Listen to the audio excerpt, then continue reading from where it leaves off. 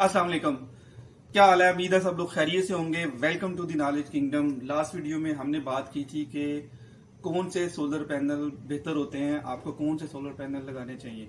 मैं आपको एक्सप्लेन करता हूं कि एक्चुअली सोलर सिस्टम के अंदर दो मेजर पार्ट होते हैं, दो मेन पार्ट्स होते हैं। एक होती हैं सोलर प्लेट्स और दूसरा होते हैं सोलर इन्वर्टर। आज हम बात करेंगे कि कौन सा इन्वर्टर बेहतर है, कौन सा इन्वर्टर आपको लगाना चाहिए। आज हम इन्वर्टर की टाइप्स में बात करेंगे। बेसिकली तीन टाइप्स होती हैं इन्वर्टर की। एक को कहते हैं ऑफ ग्रिड इन्वर्टर, एक को कहते हैं ऑन ग्रिड इन्वर्टर और तीसरे को कहते हैं हाइब्रिड इन्वर्टर। हम वन बाय वन इनको डिस्कस कर लेते हैं कि किस इन्वर्टर का क्या काम है, किसके क्या बेनिफिट्स हैं, कौन सा इन्वर्टर हमें यूज करना चाहिए। सबसे पहले हम बात करते हैं ऑफ ग्रिड इन्वर्टर की। ये सबसे पहले वाला इन्वर्टर था जो शुरू में बना था। इससे एक्चुअली क्या होता है कि सोलर प्लेट से आपकी एनर्जी बनती है। जो एनर्जी बनती है वो एक्चुअली आपकी डीसी पावर होती है। उसको आपने कन्वर्ट करना होता है एसी पावर में, तो उसके लिए आपको एक इन्वर्टर की जरूरत होती है। ये जो ऑफ ग्रिड इन्वर्टर है ये क्या करता है कि दिन के टाइम जब आपकी सोलर प्लेट से एनर्जी बनी, उस एनर्जी डीसी एनर्जी को एसी एनर्जी में कन्वर्ट करके आपके घर, फैक्ट्री, शॉप किसी भी जगह पे पहुंचा देता है, तो आपका इलेक्ट्रिकल का सिस्टम चलना स्टार्ट हो जाता है। ये एक बेसिक इन्वर्टर था, ये एक बेसिक सिस्टम है।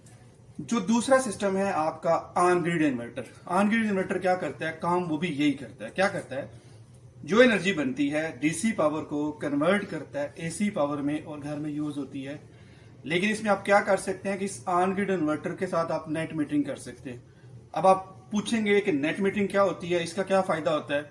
मैं आपको एग्जाम्पल देता हूँ। फॉर एग्जाम्पल, आपने जो सिस्टम लगवाया घर में या किसी भी जगह पे वो 15 किलोवाट का सिस्टम है, बट दिन के टाइम 15 किलोवाट का सिस्टम है। आपके घर में जो आगे यूटिलाइजेशन है, आपकी फैक्ट्री में जो आगे यूटिलाइजेशन है, किसी भी जगह पे यूटिलाइजेशन है वो 15 किलोवाट से कम है। तो जो एक्सेसिव यूनिट प्रोड्यूस होंगे उनका क्या बनेगा। तो उसके लिए जो टेक्नोलॉजी आई है उसको कहते हैं नेट मीटरिंग। होता क्या है कि ये वाले जो यूनिट्स हैं ये वापस वापदा के पास चले जाते हैं। ये जो यूनिट्स हैं ये प्रोड्यूस होते हैं ऑफ पीक आवर्स के दरमियान। तो आप इन यूनिट्स को जो आपने वापदा को दिए हैं अगेन यूटिलाइज कर सकते हैं ऑफ पीक आवर्स के दरमियान ही। इसमें एक बहुत बड़ी कंफ्यूजन है जो लोग एक्सप्लेन नहीं करते हैं, जो लोगों को पता नहीं है। लोग ये समझते हैं कि जो हमने वापदा को यूनिट्स वापस दिए हैं वो हम यूटिलाइज कर सकते हैं दोबारा दिन के टाइम ही। लोग ये समझते हैं कि वो जो ऑफ पीक आवर्स हैं वो दिन वाले ही है। ऐसा नहीं है। जो पीक आवर्स हैं वो ये समझ लें कि पीक आवर्स स्टार्ट होते हैं कुछ एरियाज में 6 से 10, रात की बात कर रहा हूं, शाम की बात कर रहा हूं, कुछ एरिया में 7 से 11। तो आपने क्या करना है कि जो आपका ये वाला जो टाइम है 6 से 10 वाला या 7 से 11 वाला, इस टाइम के दौरान आपने कम से कम इलेक्ट्रिसिटी यूज करनी है। क्योंकि ये वो वाला टाइम है जिस टाइम में जो यूनिट्स आपने वापदा को वापस दिए थे आप उनको यूटिलाइज नहीं कर सकते। तो आप क्या करें कि दिन के टाइम जो आपके एक्स्ट्रा यूनिट प्रोड्यूस हुए हैं उनको आप यूज करें रात पीक आवर्स के बाद वाले घंटों में, जो कि स्टार्ट हो जाते हैं राइट आफ्टर 11। रात 11 बजे के बाद जितना भी टाइम होगा वो सारे यूनिट जो आपने वापदा को दिए थे वो वाले यूनिट आपके यूटिलाइज हो जाएंगे। तो जो दिन के टाइम आपकी एक्सेसिव जनरेशन थी वो आपने दोबारा यूटिलाइज कर ली। मसला अब एक और बात ये होता है कि आपने जो यूनिट प्रोड्यूस किए वो आपने यूज किए, जो एक्स्ट्रा यूनिट थे वो आपने रात को यूज कर लिए या आप पीक आवर्स में किसी भी टाइम पे यूज कर लिए, फिर भी यूनिट बच गए। तो वो क्या होता है कि वापदा वेट करता है 6-7 महीनों का, उसके बाद उन यूनिट की रीइंबर्समेंट होती है जो कि वो आपको बहुत थोड़े पैसे देता है। सो मेरी आपको एडवाइस ये है कि आप इतना सिस्टम लगाएं जितनी आपकी जरूरत है, ताकि जो एक्सेसिव यूनिट है वो भी आप ऑफ पीक आवर्स के दरमियान यूज कर सकें। ये था जी आपका ऑन ग्रिड सिस्टम। अब जो तीसरा सिस्टम है वो है हाइब्रिड सिस्टम। लेकिन एक चीज मैं आपको एक्सप्लेन कर दूं, एक बहुत बड़ा ड्रॉबैक है ऑन ग्रिड सिस्टम का। वो क्या है, वो ये है कि जब आपकी बिजली जाएगी तो ये जो सोलर जनरेशन होगी वो जीरो जनरेशन होगी। वो किसी भी जगह पे ये ट्रांसफर नहीं कर रहा होगा, ना आपके घर को दे रहा होगा, ना नेट मीटरिंग में यूटिलाइज कर रहा होगा। उसकी वजह मैं आपको बताता हूँ कि ये इसको ऐसे डिजाइन क्यों किया गया। जो आपका ऑन ग्रिड इन्वर्टर है, जो आपके यूनिट प्रोड्यूस हुए, जो आपकी जरूरत थी वो उसने घर को दे दिए, फैक्ट्री को दे दिए, शॉप को दे दिए। जो एक्सेसिव यूनिट थे उसने वापस भेज दिए।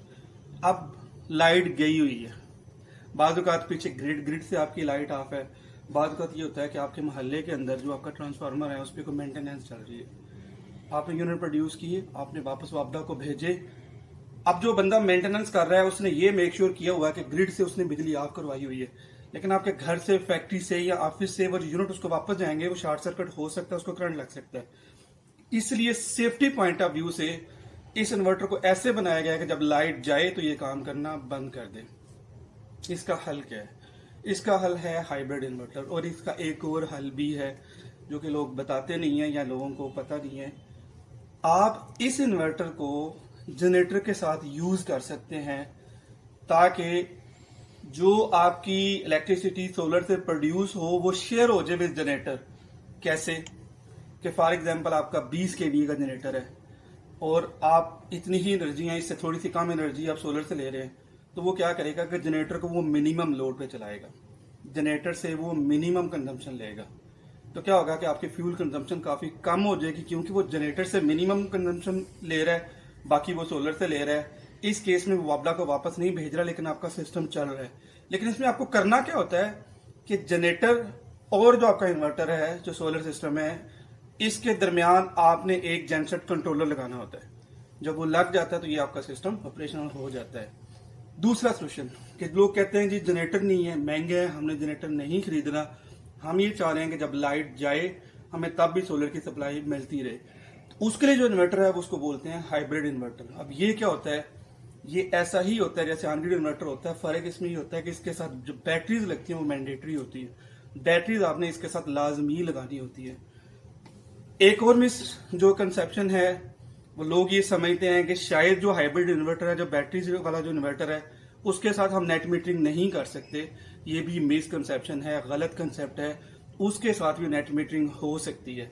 वो कैसे काम करता है? सोलर प्लेट से आपने एनर्जी ली, इन्वर्टर ने उसको कन्वर्ट किया एसी पावर में, वो आगे जो यूटिलाइजेशन है आपकी घर में, फैक्ट्री, ऑफिस, जिस भी जगह भी यूटिलाइज हुए, जो एक्स्ट्रा यूनिट थे उन्होंने साथ बैटरी भी चार्ज की, फिर जो यूनिट बच के वो दोबारा वापडा को चले जाते हैं और नेट मीटरिंग में वो यूज हो जाते हैं। सो ये 3 टाइप्स थी इन्वर्टर की। अब मेरी अगर आप एडवाइस लेंगे कि इनमें से कौन सा इन्वर्टर बेहतर है, तो मैं आपको एडवाइस करूंगा कि आप हाइब्रिड इन्वर्टर के साथ जाएं। लेकिन आप हाइब्रिड इन्वर्टर के साथ तब जाएं जब उसकी कैपेसिटी कम है। मैं आपको रिकमेंड करूंगा 5 किलोवाट, 10 किलोवाट, 15, 20, 25, 30 बस। इससे जो बड़ा सिस्टम है वो बैटरी बैंक लगते हैं, आपको उसकी बहुत केयर करनी पड़ती है, उसके लिए जाहिर है आपको उसकी कूलिंग का बंदोबस्त भी करना पड़ता है। वो सिस्टम अभी इतना सक्सेसफुल नहीं है, स्पेशली जिस एरिया सब कॉन्टिनेंट में हम लोग रहते हैं वहां पे वो सिस्टम इतना ज्यादा सक्सेसफुल नहीं है। लेकिन फ्यूचर में वो भी सक्सेसफुल हो जाएगा, क्योंकि आपको बैटरीज की बहुत ज्यादा केयर करनी पड़ती है। जितनी कम बैटरीज होंगी, जितना छोटा सिस्टम होगा, उतनी उसकी केयर आसान हो जाएगी, उतनी उसकी मेंटेनेंस आसान हो जाएगी, उतना ही उसको इजीली आप यूज कर सकेंगे।